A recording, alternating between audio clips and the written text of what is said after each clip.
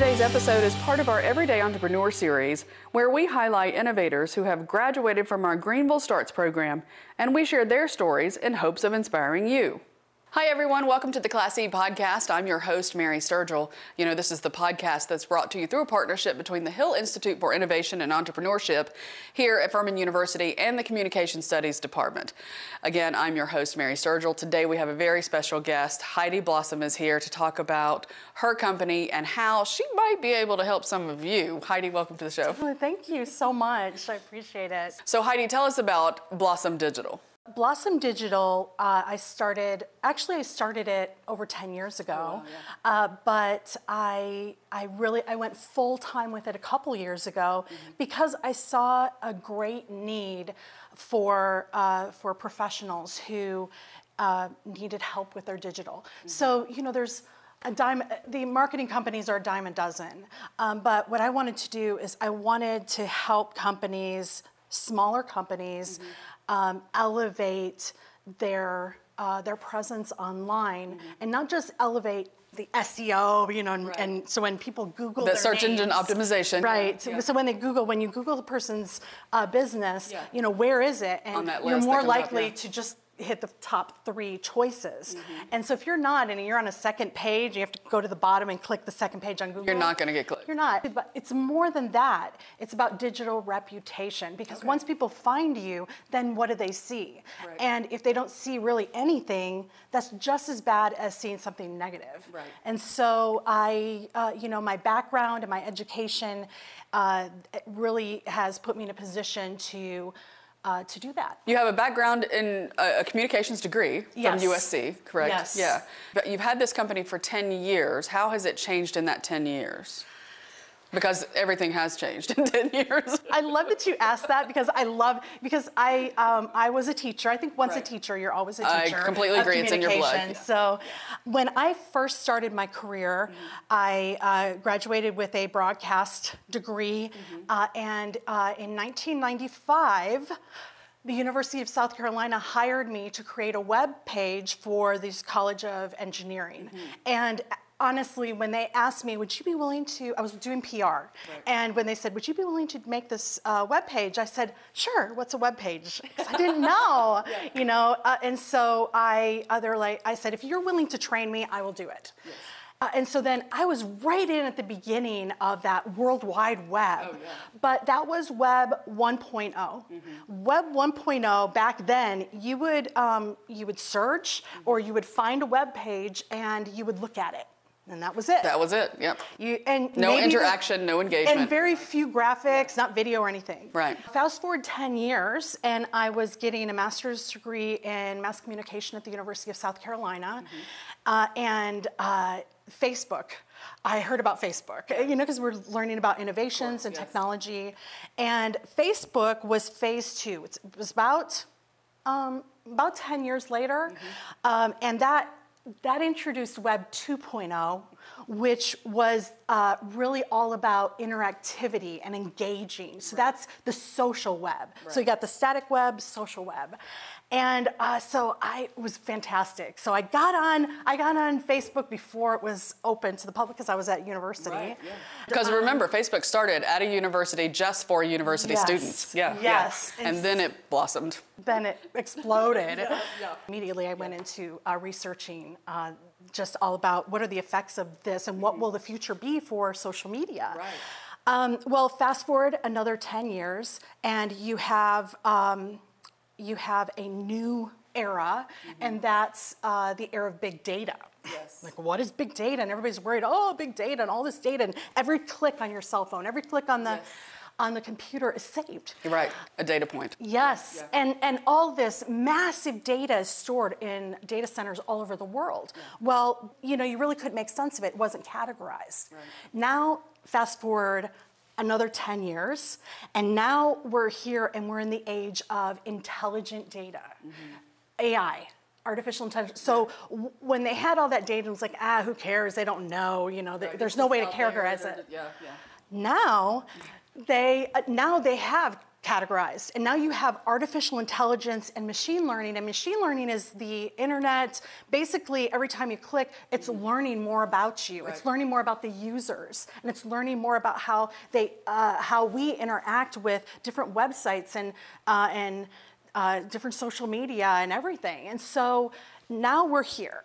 Right? Now this is Web 3.0 right. or Web 3. They haven't really decided on what this is going to be called. And we have that artificial intelligence. Right. So as I was thinking about my business, I'm never really satisfied with staying where I am. I never have been. Might be I'm a little ADHD. No, I'm a lot ADHD. And so I'm always thinking, oh, what's the next thing? What's the next thing? And I also consider myself a futurist. I started to say that's really a futurist way to look at that. Yeah. And so I did receive a doctorate in communications from the University of South Carolina, where my emphasis and my specialty was digital media, and was innovations in digital media. Yeah. And so I can see, I know just naturally my brain goes to, oh, this is not going to work, right. Or this is really going to work, or this is where we're heading. Right. Yeah. I know there's a lot of people who want to pick your brain on that, and a lot of clients that need some help with that. Exactly. Yeah. There's a dichotomy of people that will call. For sure. Some will call me just because they want free advice, and I don't do that because my time is so valuable, and I want to spend my time with the clients who really appreciate and understand. Right. So then you have the other side. And your expertise. I mean. Yeah. Yeah. And right, exactly. The other side are those people that understand that, hey, I don't really know, but I know that we need this, and I know that we need to be ahead of the curve of the other people who are the other businesses that are online. That goes along, two things I want to point out before we move on. The one, you don't know what you don't know, but you have an idea of like, I need somebody who does know. This is why we hire you, right? And then the other folks who, and this is really good for all of you in the consulting realm of any type, is people are going to come to you and want your services for free. Yeah. And you don't want to devalue yourself. And as someone who's a service provider of some sort or a consultant of some sort, sometimes it's so hard to say no to those things, but you have to. I think it used to be more. Yeah. It used to be more, and then I realized, I went into a mindset that if I am spending time with them and giving my services away, then it's for free, then it's taken away from my family. And it's really diminishing all of the work that I spent working on 2 master's degrees and a doctorate. And all of the work that I do every day in researching and learning and conducting research as well, which I'll tell you about in just a little while.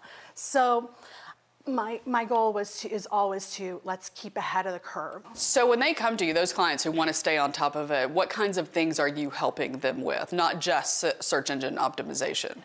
I take a holistic approach to digital media. So it's not just about the search engine optimization and when people Google their name. It's that's part of it. Branding is part of it. What are people seeing, and is it consistent across their web page, apps, every social media that they're on, even the print products that they're doing? Although I don't do that for them, I'll say, hey, this has to be consistent. So I have a client right now that I'm working with, and she is a consultant, a business consultant, and we just rebranded everything. And so, and that's due to launch in the next 6 weeks. But it's looking at, okay, where are you in the digital realm now, and how are people viewing that? How do they perceive you?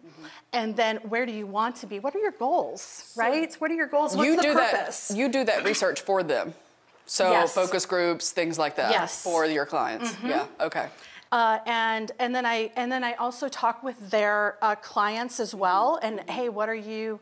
What do you think about how has she been? Can you please do a review online? Because Google reviews are super important, and so are like Yelp and Facebook and some of the others as well. So I would tell our podcast listeners this, that if you have a friend who has a venture, has a consulting firm, or has a business or whatever, a book, whatever, those reviews really, really are so important. So if you want to support them, that's a great way to support them. Go do a honest review. Yeah.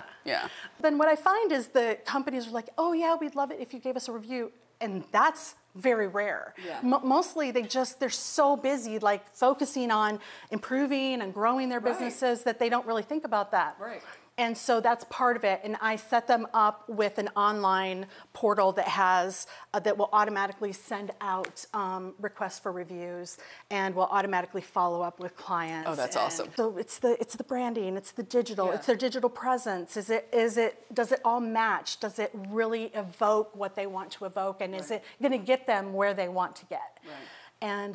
And so that's my goal with my clients, is just to help them see it. So I'm empowering professionals to be found, really, and with digital solutions. What is your process if they have some kind of digital footprint that they're not necessarily that proud of? Right. What is your process for helping them kind of clean that up? Because what happens, many of us kind of haphazardly get online, right? And we have kind of a mess of things. I'm probably one of those people, even though I teach digital storytelling. But we kind of have a mess of things going on. What is your process for helping them clean that up and kind of get what they don't want off of there, right? Because it's always there, we know, but you can move it away and move it downwind, kind of. It's not Vegas. You know what happens in Vegas stays in Vegas, which is not true, because there's more cameras in Vegas than anywhere in the world. Exactly. It's always going to be there. Now, sometimes we can go through lawyers and we can ask people politely, hey, can you please remove this? Right. That doesn't always happen. And when that happens, is it something that could be considered defamation or pulling down their reputation? Then we can pull a lawyer in and say, hey, send a more official cease and desist letter. Yes, yes. And if that doesn't work, it might be a foreign entity or someone who's not even in the United States, or we don't even know who they are, where they are. Then we have to dig a little bit and hire some people to find out who they are. Because there's so much going on these days with people reaching out and doing negative things to people. Oh my goodness. And really completely ruining their reputation. Yes. And even causing them to lose their jobs when it was no fault of that particular person. It was just people who didn't like them for whatever reason. And sometimes we see it all the time. And sometimes it is people having a stupid moment, just a moment of weakness or something. They shoot it out there, then they retract it, thinking, oh, now it's gone, and it's not. And it's not, And so in those cases, you have to bury it. Right. You have to start putting out content about that business or about that professional that is positive, so that when people are Googling or looking them up, that gets pushed down to that second or third or fourth page. So it's not one that people are going to search those that far down. So I also help my clients with their content. I don't write their content. Other people do that. I have people to do that for them if they need that, but training them or their communications departments with, okay, here's their branding, here's what we want to portray to the world. Now let's make sure that the content is consistent, because that's very rare too. What mistake are you seeing that a lot of people are making that it's one of those things that just goes, oh, I wish they wouldn't do that? I think people think of themselves and they think of, we are the best, restaurant in the world, or we're the best data provider, whatever they are. And instead of taking the perspective of their ideal client, what do they need, and speaking directly to them. Okay, and so that's for the content. As far as branding is concerned, the thing about us, they're all over the place. They're not consistent with their colors or their graphics, or they're talking in first person or second person, and they're not. They're switching back and forth. Right, you know that. You teach your students. So it's one of my cringes. Again, the clients who really know and they just trust, they know what they don't know, right? Then they're all about it. Let's go. Let's do whatever we have to do, and average within the first 6 months, they're seeing their revenue skyrocket because they're being found. And most companies will say, well, it takes a full year to get to bring up your position on Google or your SEO. But that's true if you're looking at if you're kind of siloing what you have to do online. And I say, let's attack this from all angles. Right. Make sure you have a blog. Make sure that you're posting regularly. Make sure that you're not just posting, but you're actually replying to the people and you're interacting and engaging. That engagement is huge. Yes. Yeah. Make sure that your content is engaging. Right, Make sure that you're offering something for your clients and giving back to them and not just selling them. I started to say, I think that's a mistake that a lot of people make, is that they're 100% selling 100% of the time, right? And is it 80-20-20 or 80-20 or what's that formula that's pretty good? Yeah, the 80-20 rule. The 80-20 rule, yeah. Yeah, that really, that is so true across the board. People understand that. They're smart. They know that they don't want to be bombarded with sales all the time. Exactly. They want to be entertained. So you mentioned research. What's some of the research that's out there? What's it showing, and how are you using that kind of overreaching research to help your clients? There's certain research entities that are online that I follow. The Pew Institute is one that they're wonderful. Yeah. Their research is excellent. Excellent research. And so there are sources out there that are credible. They're general, right? It's general information for the public in the United States. But what about my clients who are in Greenville or who are in Charlotte or who are in Atlanta? Each one of those cities is so distinct, right? And so people in Atlanta are going to view things and and are going to interact a little differently with that same client as they would in Greenville or Charlotte. Yeah. So making sure that that does apply to each of their audiences is important. Then we do A/B research on their digital content, and we put things out and we say, okay, let's put 2 things out and let's see who interacts with that better. So maybe it's an ad online, and people in this city are interacting with it better than in the other cities interacting better with the other one, and let's make that happen. And that's being smart, and realizing that people are different. This is the thing that I like about this. One is that most entrepreneurs or people who have their own company, especially if it's a small business, don't necessarily have the time to do the things that you do for them. Right? That they desperately need done that would increase their revenue. I mean, you're seeing, I'm sure, direct correlation between what you're doing for your clients and their revenue. Can you talk about some of those and maybe give us an example or so? I mean, every single one of my clients, that the goal is to elevate their reputation online, digital reputation. But the bottom line, it's all about the bottom line. Are they, and maybe it's not necessarily that they want to grow their company, but they want to get more quality clients, right? And so that's where that research comes in, and really understanding that audience, that target market that they're looking at, which a lot of marketing companies don't really do that. Each client has different needs, and I don't pretend to know everything. Right. And I do know how to create websites because that way back when I started, and I do keep up, but I don't. But my time is spent learning about it. But not necessarily doing at this point in my career. It's finding who are the best people to do that.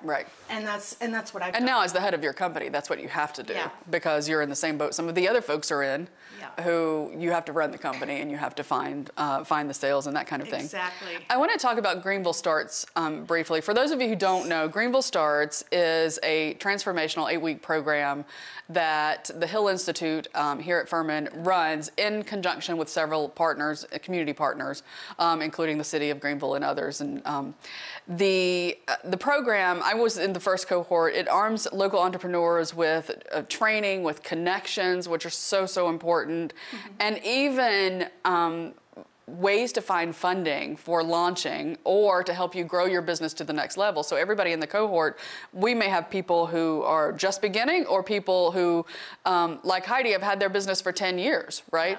And Heidi just finished the second cohort. And so I wanted to talk a little bit, congratulations. Oh my, and I didn't know that you were part of it too. What an awesome thing. I did the first one because one, I wanted to find out what it was all about. And two, I like to immerse myself with people who are in the same mindset as myself. Oh, isn't Isn't it awesome? Yeah, it's amazing. And wasn't it great? So I understand that your cohort, that first group that went through GVL Starts, that you ended up being really close. And we are. Yeah. That second group, we were like that too. Yeah, From day one, you're vulnerable with each other. Right. And I mean, you're trusting each other Yes. with what is your current baby, right? Yes. Because you're sharing all of this information, right? Which some people tell you don't tell anybody about your venture or whatever, but you go into this group and you do share and you do feed off of each other and get the ideas from each other. So tell me about your experience and what you gained from GVL Starts. So I didn't realize that I was an entrepreneur until I went through this program.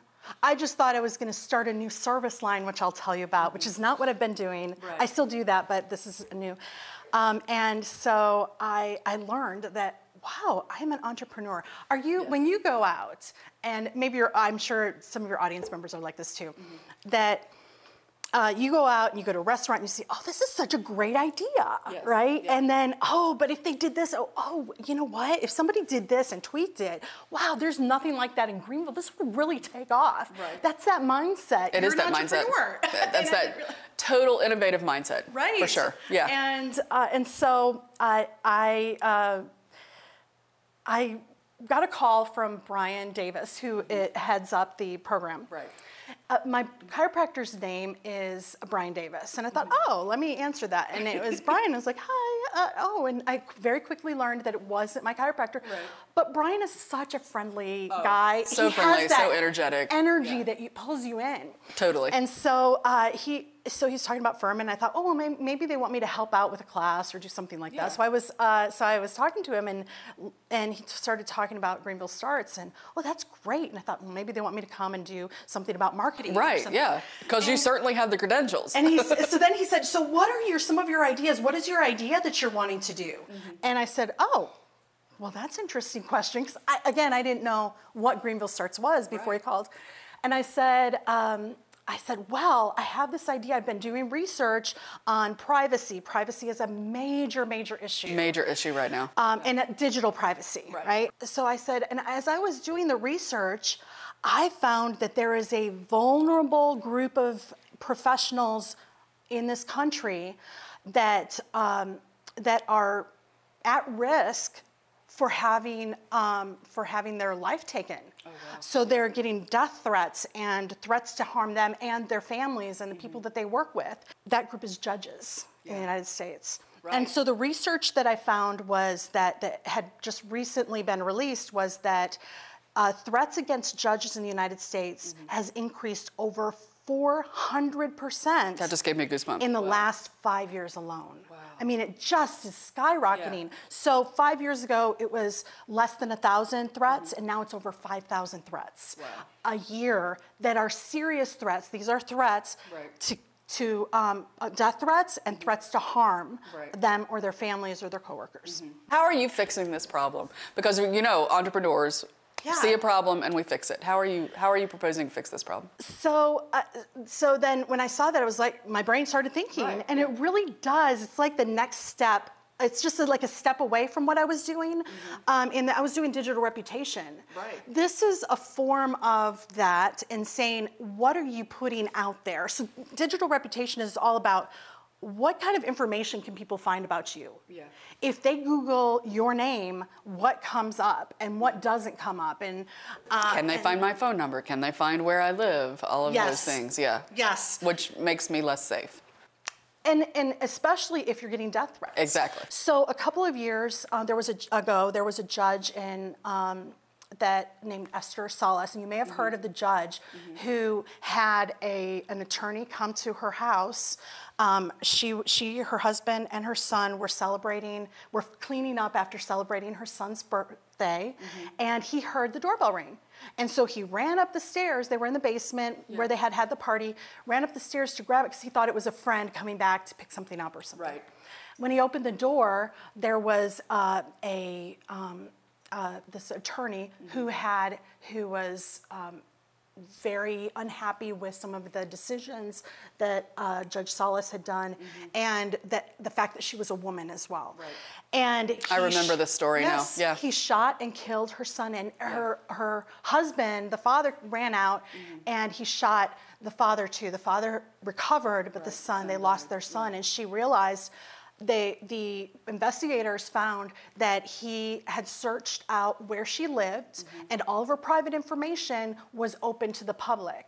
So in the United States, we have a thing called the Sunshine Laws, that is where, you know, it's about shining light on public figures, that politicians, so that there's a transparency, right? So it's shedding that light on it.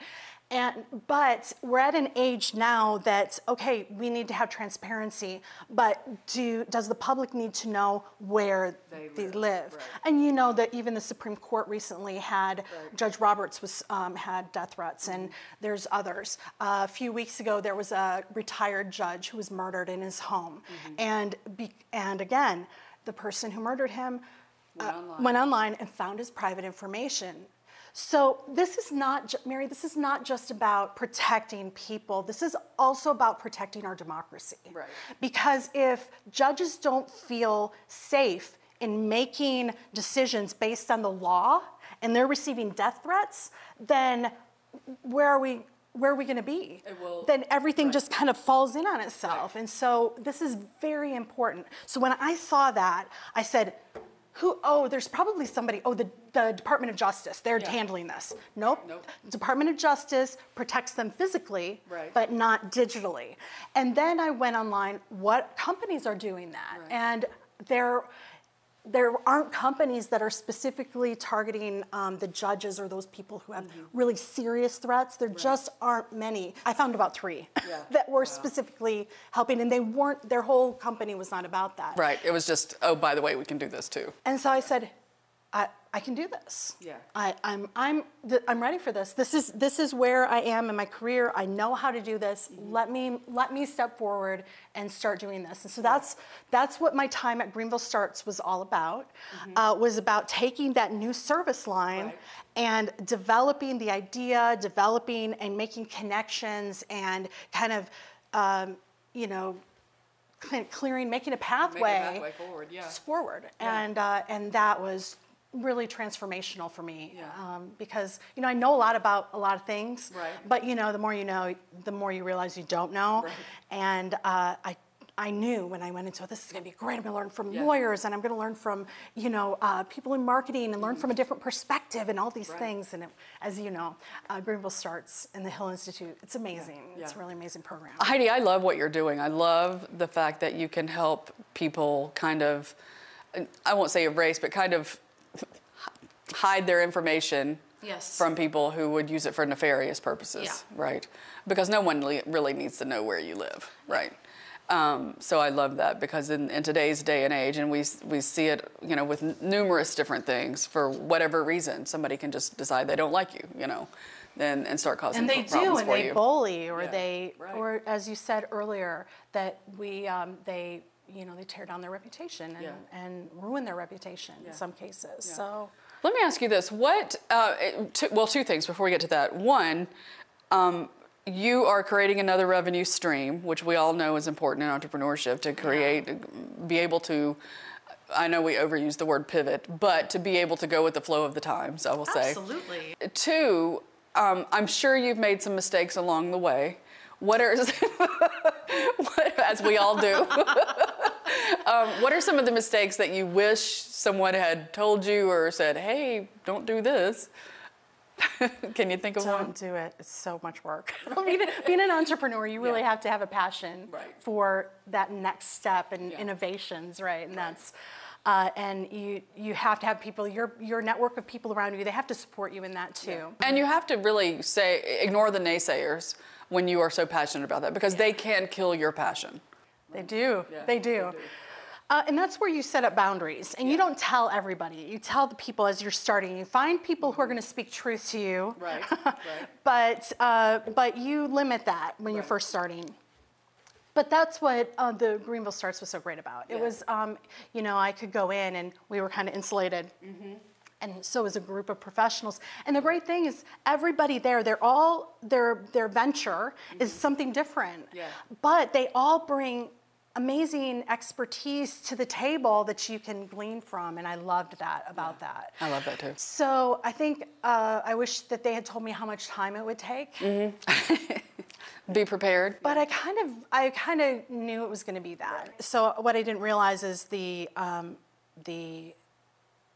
incredible time it would take to develop a new software to handle protecting professionals. So I'm starting out with judges because I have a real passion for what judges do. And I've had experience with, if I didn't have a really great judge, that I could have really been hurt. And my reputation could have been hurt too in the past. And so I have an appreciation for what they do. I know that there are many judges who are corrupt or who have issues, but there are so many that are really have the right heart, and they have a great knowledge of the law, and they want to uphold those laws. So it's a lot of work, and we're still working. I'm still working with different companies in developing that software that is. Remember, I said about Web 3.0. Yes. So now this new product that I'm doing is incorporating artificial intelligence to scan the web and to scan all of these data centers to have anything to do with the person, the court, the case, the family members. Because if they know where you live and you have kids or your spouse or, We just heard an example this week. They couldn't find the person, so they went to the person's grandmother's house. Right. So we heard about that this week. Yes. So so it protects them as well. So, right. And so you can't just look. It's kind of like the digital media. See, it's being thorough. It's covering everything from every angle. So you're not a coder. So I assumed that, but I am a techie. But you are a techie. I call myself gadget girl. So you're probably a gadget girl too. Yeah, definitely. And, so you find somebody who can do this and help you make that vision come to fruition. But I'm the type that I want to know the foundation. Right. And so with the software, I looked online and because I wanted to know what was the safest group that is the group of developers that understand how cybersecurity is so important. And in this case, it's the number one priority. The number one priority is protecting these professionals who are at risk. And so if that is not a number one priority for them, then I had to move on. And so, learning and understanding that is important. Is this going to be a subscription service that you offer, or how is it going to work for your clients once it's up and running? Subscription so service. Like a police, I'm thinking like a police department could get it, and you could scrub the information of all of their, say Greenville Sheriff's Office, you could scrub the information for all of their deputies so people couldn't find out where their deputies I think the first stage is like, what can you do to protect yourself? Exactly. And so going in and doing training to say, hey, listen, you got to lock down, you got to protect your families, and this is how you can do those things, and then monitoring. In those cases, it's monitoring, and many of these departments they already have a kind of a social media guidelines. Some businesses don't have that, and so then I help them with that, and then training their people, and that's the first thing that they need to know is that their people need to be trained, because if they're working on a network within their company and they're not doing their work the right way, or they're clicking on links, or they're connecting with other feeds. And the scammers, they are getting sneaky. Every 30 seconds, it's every crazy. 30 seconds there is a cyber attack occurring. Yeah, we have one of our folks in IT has these big monitors in his office that he is monitoring every cyber attack across the world. And it is crazy to watch monitor. It's awesome to watch, but it's like, scary. It's scary at the same time. Yes. Yeah. So you can help us with that. So before I let you go, I want you to maybe give one last piece of advice from your experience, both, whether it's from Greenville Starts, something new that you learned, or from your 10 years experience having your company. If you have a passion for something, then just go for it. Yeah. Don't let anybody hold you back. And if those people are holding you back and you've thought through it and you think this is something that could really happen, then find the people who will stand behind you and back you. And if it's an idea like, oh, I just don't have time for this, but it's a great idea, then find a group that would do it, you know, because especially if it's something that's going to change the world and it's going to make the world a better place to live in. Make our lives easier. Yeah. And then I would say to definitely, protect your privacy. That there's over 2,000 data points on each of us that has been collected by Facebook, Google, Microsoft, all these big entities. And it's out there, and they're using it against us. They're using it against us because they're blocking information that we should be having. They're feeding us only one viewpoint. Those algorithms. Right, or they're feeding us ads. Certain ads. Right, yes. And so you need to protect that data. Your data is so important to protect. I'm actually writing an ebook right now on how to protect your privacy. Oh, I love that. And I hopefully I'll have it out in the next couple of weeks. Okay. I'm just editing it down right now. Go to my website. Yeah. It's blossomdigitalconsulting.com. blossomdigitalconsulting.com. Yes. Yeah. So we'll be able to order your book from there and check out your services Download and get in contact with you. Wonderful. Perfect. So it's free. Yeah. The book is free? The book will be free. Look at that, guys. That's so awesome of you. Because it's really more targeted towards the individuals and people who are like, hey, I don't have money, or like I'm a startup and I don't have the money to do this. Well, here, let me give you the information. Right. And then when you're ready, come back and hire me, and I'll help you. I love that. I love that. Heidi, thank you so much. Thank you, Mary. So guys, if you or someone you know has a startup, then GVL Starts is a great place to get started. They are getting people on the list for the spring cohort. So just Google GVL Starts and Furman, and it's the search engine optimization. It's the very first thing that pops up up there. So get yourself on the list or pass that information along to a loved one. That does it for this episode of the Class E Podcast. I'm your host, Mary Sturgill. Remember, this podcast is brought to you through a partnership between the Hill Institute for Innovation and Entrepreneurship here at Furman and the Communication Studies Department. It is produced by student producers Kayla Patterson and Eliza Polich, and we are so happy to have these folks on board because this is a true example of the Furman advantage. If you're listening and want to watch, you can go to our YouTube channel and watch there. You can find us both places now, and of course, the podcast itself, wherever you listen to your podcast. That does it for us. Again, I'm Mary Sturgill. Until next time, everybody, dream big.